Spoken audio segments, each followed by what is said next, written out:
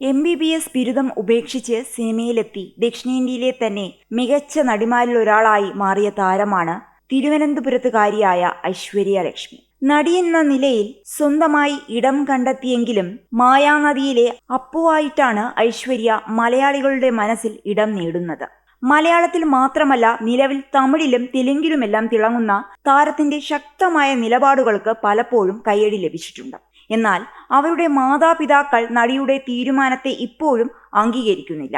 മാതാപിതാക്കളുടെ മോഹങ്ങളെയും പ്രതീക്ഷകളെയും അപ്പാടെ തകർത്തെറിഞ്ഞുകൊണ്ട് മകൾ അഭിനയരംഗത്തേക്ക് കടന്നു വന്നത് അവർക്ക് താങ്ങാവുന്നതിലും അപ്പുറമായിരുന്നുവെന്ന് പറയുകയാണ് സംവിധായകൻ ആലപ്പി അഷ്റഫ്. മലയാള സിനിമയിലെ അപൂർവം ചില നടിമാർ മറ്റുള്ള നടിമാരിൽ നിന്നും വളരെ വ്യത്യസ്തമായി വേറിട്ട പാതയിലൂടെ സഞ്ചരിക്കാറുണ്ട്. അവരുടെ നിഗമനങ്ങളും ചിന്താഗതികളുമൊക്കെ സോഷ്യൽ മീഡിയയിലൂടെ വന്ന് പറയുകയും അത് ചർച്ച ചെയ്യപ്പെടുകയും ചെയ്യാറുണ്ട്.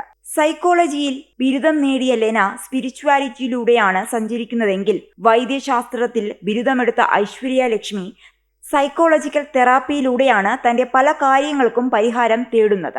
ലെന പൂർവ്വജന്മത്തെക്കുറിച്ചും മരിച്ച ആത്മാക്കളോടൊക്കെ സംസാരിക്കാറുണ്ട് എന്നൊക്കെ പറയുമ്പോൾ ഐശ്വര്യ ലക്ഷ്മി നമുക്കൊപ്പം ജീവിക്കുന്നവർക്കും എങ്ങനെ സമാധാനമായി ജീവിക്കാം എന്നതിനെക്കുറിച്ചാണ് പറയുന്നതെന്ന് ആലപ്പി അഷ്റഫ് പറയുന്നു. മലയാളത്തിൽ മാത്രമല്ല, തമിഴ്, തെലുങ്ക് മുതലായ ഭാഷകളിലും പ്രശസ്തയാണ് ഐശ്വര്യ ലക്ഷ്മി. അതുകൊണ്ട് തന്നെ അവരുടെ വിവിധ വീക്ഷണത്തെക്കുറിച്ചുള്ള വാദഗതികൾ പലതും അവിടങ്ങളിലെ സോഷ്യൽ മീഡിയയിലും വലിയ രീതിയിൽ ചർച്ച ചെയ്യപ്പെടുന്നുണ്ട്. ഇത്തരം അഭിമുഖങ്ങളുടെ വീഡിയോയ്ക്ക് താഴെ വരുന്ന കമന്റുകളിൽ 99% അവർക്ക് അഭിനന്ദനങ്ങളും ബഹുമാനവും നൽകി അവരെ പുകഴ്ത്തിക്കൊണ്ടുള്ള കമന്റുകളാണ്. അതിൽ വലിയൊരു വിഭാഗം ആൾക്കാരുടെയും അഭിപ്രായം അവർ ഒരു ജീനിയസ് ആണെന്നാണ്. എന്നാൽ മലയാള സോഷ്യൽ മീഡിയയിൽ ഉടനീളം അവരെ കുറ്റം പറഞ്ഞും വിമർശിച്ചും കൊണ്ടുള്ള വേദനിപ്പിക്കുന്ന കമന്റുകളാണ് കൂടുതലും. സംവിധായകൻ പറയുന്നു, സർക്കാർ ഉദ്യോഗസ്ഥരായ മാതാപിതാക്കളുടെ ഏക മകളാണ് ഐശ്വര്യ ലക്ഷ്മി എന്ന ഈ തിരുവനന്തപുരത്തുകാരി. പഠിക്കാൻ മിടുമിടുക്കി.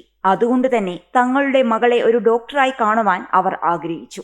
ഒരു ഡോക്ടറെ കൊണ്ട് തന്നെ വിവാഹവും കഴിപ്പിച്ച് കുടുംബവും കുട്ടികളുമൊക്കെയായി ജീവിക്കുന്നത് കാണാൻ അവർ ഒത്തിരി മോഹിച്ചിരുന്നു. എന്നാൽ MBBS കഴിഞ്ഞ് ഹൗസ് സർജൻസി ചെയ്തുകൊണ്ടിരിക്കുമ്പോൾ തന്നെ ഐശ്വര്യ മോഡലിംഗിലേക്ക് തിരിഞ്ഞു, പിന്നെ സിനിമയിലേക്കും. മാതാപിതാക്കളുടെ മോഹങ്ങളെയും പ്രതീക്ഷകളെയും അപ്പാടെ തകർത്തെറിഞ്ഞുകൊണ്ട് മകൾ അഭിനയരംഗത്തേക്ക് കടന്നു വന്നത് അവർക്ക് താങ്ങാവുന്നതിലും അപ്പുറമായിരുന്നു. മലയാളത്തിലെ രണ്ടാമത്തെ ചിത്രമായ മായാനദിയിലൂടെ ഐശ്വര്യ ലക്ഷ്മി ഏറെ ശ്രദ്ധിക്കപ്പെട്ടിരുന്നു. ഇതിൽ ടൊവിനോയും ഐശ്വര്യയും തമ്മിൽ ഒരു ഇന്റിമസി സീനുണ്ട്. വളരെ ഇഴുകിച്ചേർന്നുള്ള ലിപ് ലോക്ക് ഉൾപ്പെടെയുള്ള ഒരു രംഗമായിരുന്നു അത്. ഈ രംഗങ്ങൾ കണ്ട തന്റെ മാതാപിതാക്കൾ ഏറെ നാൾ തന്നോട് മിണ്ടാതിരുന്നിട്ടുണ്ടെന്ന് ഐശ്വര്യ തന്നെ പറയുന്നുണ്ട്. തന്നെയുമല്ല, ഹേമ കമ്മിറ്റി റിപ്പോർട്ട് പൊതുമധ്യത്തിൽ ചർച്ചയായപ്പോൾ തന്റെ മാതാപിതാക്കൾ ഏറെ ഭയന്നിരുന്നു എന്നും ഐശ്വര്യ ലക്ഷ്മി പറയുന്നു. അവരുടെ അടുത്തൊരു ബന്ധു എന്നോട് പറയുകയുണ്ടായി, മകളുടെ കല്യാണ ആവശ്യത്തിനായി മാതാപിതാക്കൾ 1 കിലോ സ്വർണം ഉൾപ്പെടെ എല്ലാം അവൾക്കായി കരുതിയിരുന്നു എന്ന് ആലപ്പി അഷ്റഫ് പറയുന്നു. ഐശ്വര്യ സിനിമയിൽ നിന്നും കോടികൾ സമ്പാദിച്ചിട്ടുണ്ടെങ്കിലും ഒരു ചില്ലി കാശ് പോലും ആ മാതാപിതാക്കൾ തങ്ങളുടെ ആവശ്യങ്ങൾക്കായി മകളിൽ നിന്നും കൈപ്പറ്റിയിട്ടില്ല. തന്റെ ആഗ്രഹം കൊണ്ട് അമ്മയ്ക്ക് ഒരു സാരി വാങ്ങി കൊടുത്തതുപോലും അമ്മ നിരസിച്ചു എന്നും ഐശ്വര്യ പറയുന്നു. മകൾ എത്രത്തോളം സിനിമയെ സ്നേഹിക്കുന്നുണ്ടോ അത്രത്തോളം തന്നെ ആ മാതാപിതാക്കൾ തങ്ങളുടെ സ്വപ്നങ്ങൾ തകർത്തെറിഞ്ഞ സിനിമയെ വെറുക്കുന്നുണ്ടെന്ന് വേണം കരുതാൻ. 71 വയസ്സ് പിന്നിട്ട പിതാവിനെയും 66 വയസ്സ് പിന്നിട്ട മാതാവിനെയും ഇനി തിരുത്തി ചിന്തിപ്പിക്കുക എന്നത് അസാധ്യമാണെന്നാണ് ഐശ്വര്യ പറയുന്നത്. പുതുതലമുറയിലെ മാറ്റത്തിന്റെ പ്രതീകമാണ് ഐശ്വര്യ.